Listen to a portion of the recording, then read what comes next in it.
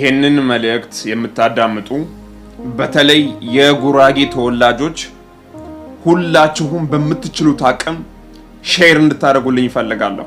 ይሄን ጉዳይ እኛ ከሳምንት በፊት እናቃለን እነዚህው ማቃሉ ግን ከተመለሱ በኋላ መንገድ ለችግሮች ይፈጠራሉ ተብሎ ታስቦ ስለነበረ የተወሰነ ጉዳዩን አሳክቶ ሲመለሱ ለሚዲያ እናበቃለን ብለን ጉዳዩን ጨርሶ ቆሼ ከመጡ በኋላ ይሄ መልእክት ለፌደራል መንግስት እንዲደርስ ፈልጋለሁ።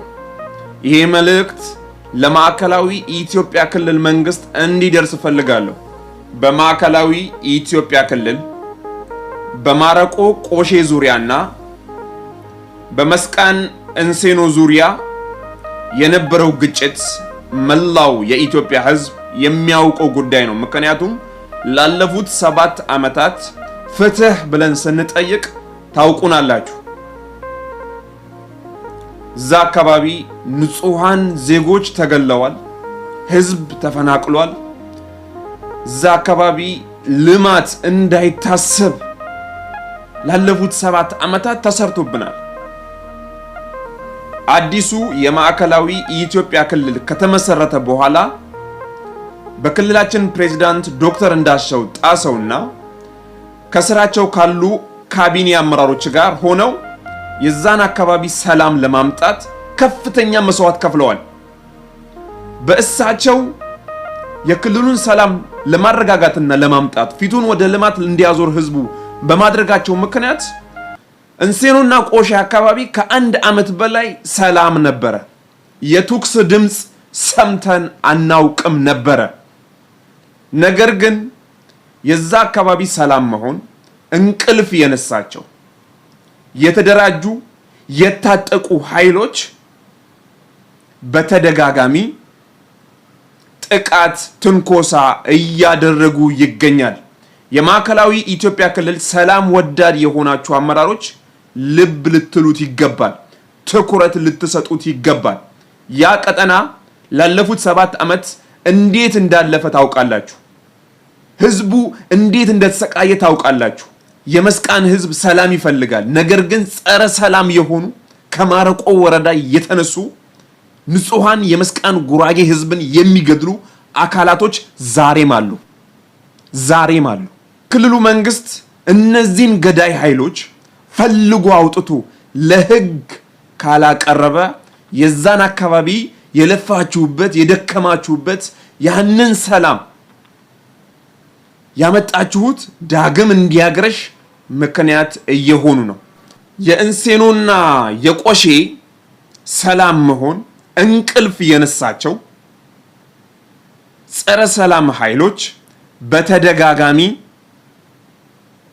የመስቃን ጉራጌ ህዝብ ላይ ጥቃት እያደረሱ ይገኛል። እባካችሁን የክልሉ መንግስት እታች ወርዶ እነዚህ ጥቃት የሚያደርሱ አካላቶች ላይ አድኖ በመያዝ የህግ በላይነት ሊያረጋግጥ ይገባል እንላለን። እኛ የመስቃን ጉራጌ ህዝብ ሰላም ወዳድ ነን፣ ከመንግስቱ ጎን ነን። ነገር ግን በተደጋጋሚ እየተገደልን ነው። ከ15 ቀን በፊት ማረቆ ልዩ ወረዳ ዲዳሚ ዶሬ የሚባል አካባቢ ተፈናቅሎ እንሴኖ ላይ የቀን ስራ እየሰራ ልጆቹንና ባለቤቱን ሲጦር የነበረው ወንድማችን እንሴኖ 01 ቀበሌ በጩቤ ወቅተው ወደ ጋሮሬ ሰፈር መሸጉ። እስከዛሬ ድረስ አልተያዙም ገዳዮች። ከትላንትና ወዲያ ታህሳስ 6 2018 ላይ እንሴኖ ከተማ ላይ ከማረቆ ወረዳ ተነስተው ትጥቅ ጭነው ከ20-30 በላይ የሚሆኑ የታጠቁ ኃይሎች እንሴኖ ከተማ ላይ በከፍተኛ ሁኔታ የቱክስ ሩምታ አውርደው አንድ ንጹሃን ወጣትን ገድለው ተመልሰው ሄደዋል። የክልላችን ፕሬዝዳንት፣ የክልላችን ሰላምና ጸጥታ ዘርፍ፣ የፌደራል መንግስት እነዚህ አካላቶችን ዛሬ አድናችሁ ለህግ ካላቀረባችሁ ያ ቀጠና ዳግም ወደ ግጭት፣ ዳግም ወደ ረብሻ፣ ዳግም ወደ ሰላም ማወክ የክልሉ አጠቃላይ አመራር በዚህ ጉዳይ ላይ ቁጭ ብሎ እነዚህን አካላቶች አድኖ ለህግ ካላቀረበ ንጹሃን እየተገደለ ይቀጥላል ማለት ነው። ይህ እንዳይሆን ዛሬ እርምጃ እንፈልጋለን። ከአንድ ዓመት በፊት ሁለቱም አካባቢ ትጥቅ አስፈትቻለሁ ብሎ ነበር የክልሉ ሰላምና ጸጥታ ዘርፍ አካባቢ ያሉ አመራሮች ማለት ነው። ነገር ግን ከ30-40 የሚሆኑ የታጠቁ ኃይሎች እንዴት ነው ትጥቃቸውን ተሸክመው መጥተው በመኪና ለዛው ያ ሁሉ ሲሆን የከተማው ልዩ ኃይሎች የት ነበሩ? አሳዶ ለመያዝ ያደረጉት ጥረት ምንም የለም። ጥያቄ አለ ይባላል። ጥያቄው ንጹሃን የመስቃን ጉራጌ ህዝብም እኮ ጥያቄ አለው። ጥያቄው ግን ንጹሃን በመግደል አይደለም የሚያስመልሰው። ፌደራል ሄድን ከህዳር 29 በኋላ በሶስት ቀጠና በውልቂጤ በእንሴኖና በቆሴ አካባቢ ጉራጌን እናስጨንቃለን እያሉ በማህበራዊ ሚዲያ እየነገሩን ነበር። ሰሞኑ ውልቂጤ ላይ የትኩስ ርምታ ከፍተዋል። ከትላንት ወደ እንሴኖ ላይ የትኩስ ርምታ ከፍተዋል።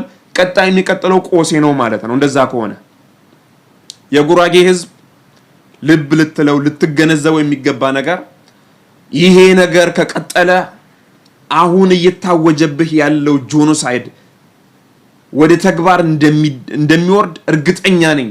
ስለዚህ ራስን መጠበቅ ራስን እንድንከላከል ደግሞ መንግስት በልዩ ትኩረት እንዲያደርግ ይገባል።